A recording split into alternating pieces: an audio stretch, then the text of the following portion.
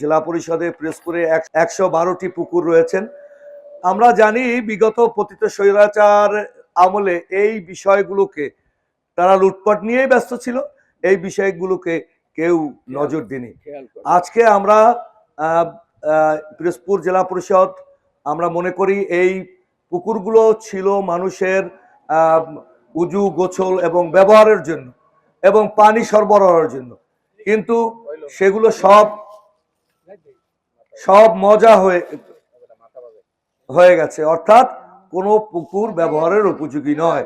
এবং শুধু মজা নয়, এই পুকুর থেকে আজকে আমাদেরকে যে ডেঙ্গু ছড়াচ্ছে, ময়লা ছড়াচ্ছে, হাম ছড়াচ্ছে, অর্থাৎ পানিবাহী সমস্ত রোগগুলো ছড়াচ্ছে।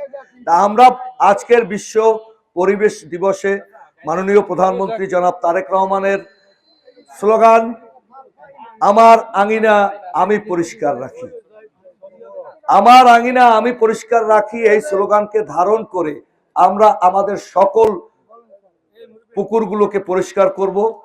সপ্তাহব্যাপী এই কর্মসূচিতে বিশেষ করে আমাদের নিয়ন্ত্রিত এই 162টি পুকুরের আমরা পরিষ্কার পরিচ্ছন্ন স্থানীয় জনসাধারণের সম্পৃক্ততার মধ্যে দিয়ে, কারণ এই যে পুকুরটি আপনারা দেখছেন, আমরা কথায় বলি হুজুরের বাড়ির পাশে পুকুর, এটি পৌরসভার মধ্যে, এই অঞ্চলের ব্যাপক মানুষ এটাকে কিন্তু ব্যবহার করে।